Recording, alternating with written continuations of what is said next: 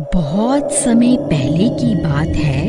एक चुड़ैल ने एक गांव पर हमला कर दिया था।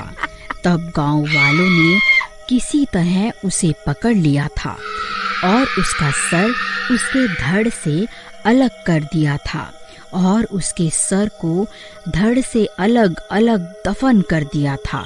फिर कुछ सालों के बाद एक मजदूर जंगल में खुदाई कर रहा होता है। तभी खुदाई करते करते उसे कुछ बाल दिखाई देते हैं। अरे ई का है, ये बाल किसके हैं? फिर गोपी उन बालों को पकड़कर खींचने लगता है।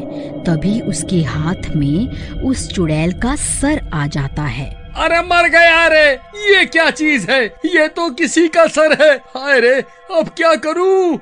ये तो किसी चुड़ैल का सिर लगता है। हे भगवान, ये मुझसे कितनी बड़ी गलती हो गई। अब क्या करूं? हाँ, एक काम करता हूँ, इसे गांव लेकर चलता हूँ। इसे गांव के सरपंच को सौंप दूंगा, फिर वही फैसला लेंगे कि इसका क्या करना है। फिर घर पहुँचते पहुँचते उसे रात हो जाती है। फिर वह उस सिर को खिड़की के पास रखकर सोने चला जाता है। फिर आधी रात होते ही उसमें जान आ जाती है। आखिरकार मैं आजाद हो ही गई। गांव वालों, अब तुमसे बदला लेने का वक्त आ गया है। अजी देखिए ना, साथ वाले कमरे से कैसी अजीब अजीब सी आवाजें आ रही हैं।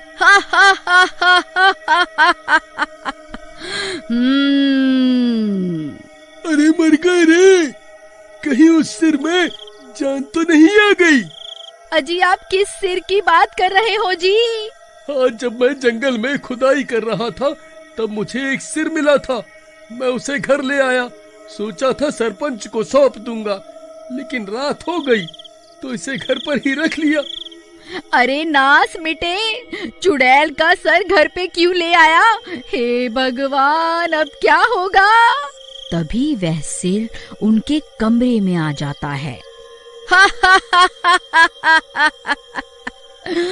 अच्छा, तो तू ही है जिसने मुझे आजाद करवाया है। हाँ जी चुड़ैल जी, मैंने ही आपको जमीन से बाहर निकाला था।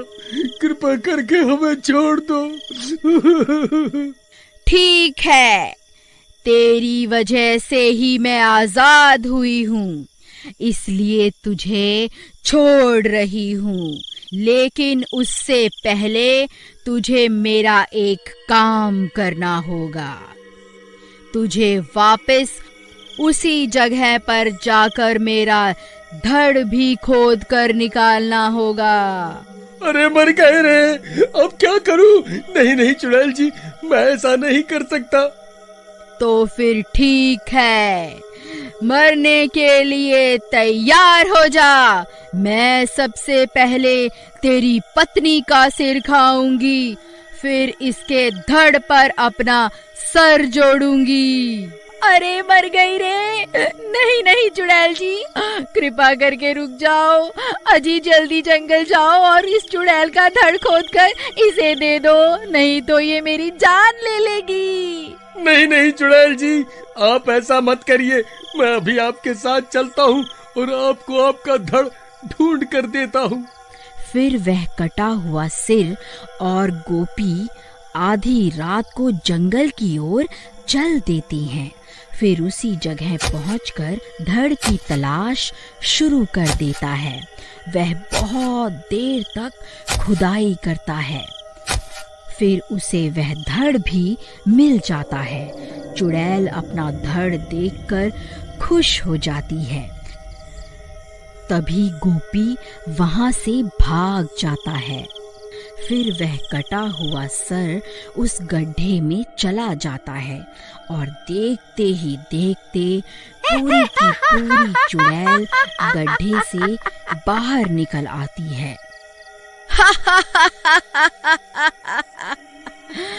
गांव वालों, अब मरने के लिए तैयार हो जाओ।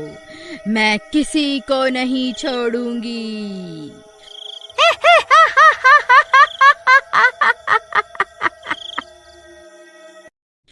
फिर गोपी भागता भागता सीधा सरपंच के घर पहुंच जाता है।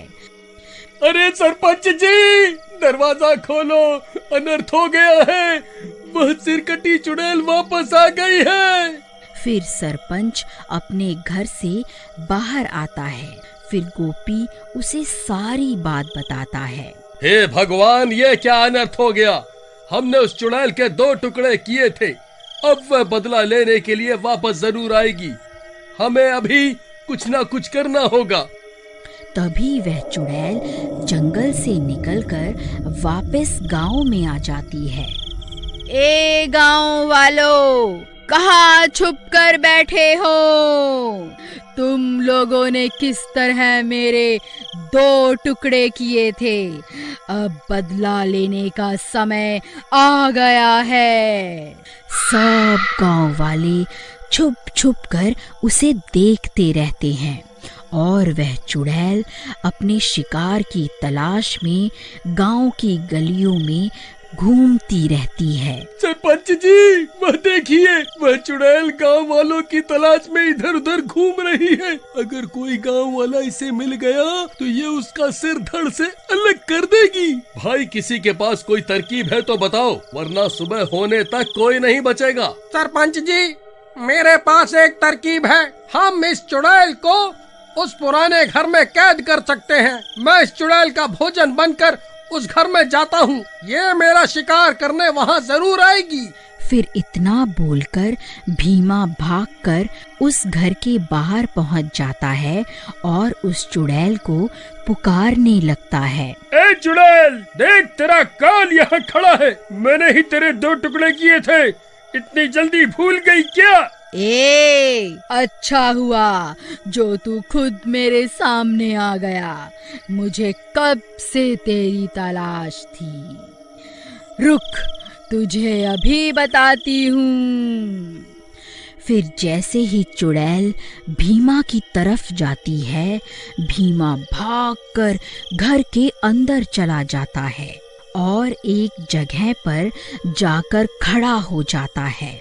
उस घर की छत पर गोपी और शिवा पहले से मौजूद होते हैं। भीमा भाई, तुम घबराओ मत। जैसे ही चुड़ैल तुम्हारे करीब आएगी, हम तुम्हें ऊपर खींच लेंगे। फिर चुड़ैल भी भीमा का पीछा करते करते उस घर में घुस जाती है। अब मुझसे बचकर कहाँ जाएगा मूर्ख? फिर जैसे ही वह चुड़ैल भीमा पर हमला करती है, तभी गोपी रस्सी को नीचे फेंक देता है और भीमा उस रस्सी के सहारे घर की छत पर चढ़ जाता है। फिर तीनों लकड़ी की मदद से छत का छेद बंद कर देते हैं और सरपंच घर का दरवाजा भी बाहर से बंद कर देता है ताकि वह चुड़ैल घर से बाहर ना निकल पाए। फिर वह चुड़ैल उस घर में कैद हो जाती है। ए मूर्ख गांव वालों, तुम्हें क्या लगता है तुम मुझे इस घर में कैद कर लोगे? भाइयों, मुझे लगता है हम ज्यादा देर तक इस चुड़ैल को कैद नहीं कर पाएंगे। सरपंच जी, बस थोड़ी देर में सूरज निकलने ही वाला है। हमें थोड़ी देर तक इस चुड़ैल को इसी घर में रोक के रखना होगा। फिर चुड़ैल जोर जोर से दरवाजा पीटने लगती है। तभी दिन हो जाता है और आकाश में सूरज निकल आता है।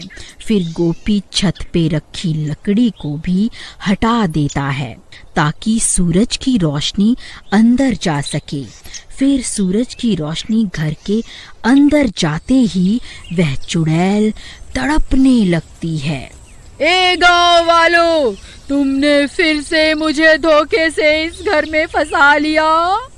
ये तुमने अच्छा नहीं किया। अरे मर गई रे, हाय हाय मर गई रे। ये सूरज तो मुझे जलाकर ही दम लेगा। फिर देखते ही देखते वह चुड़ैल जलकर राख हो जाती है और एक बार फिर गांव वालों की एकता की वजह से लोग चुड़ैल से छुटकारा पा लेते हैं।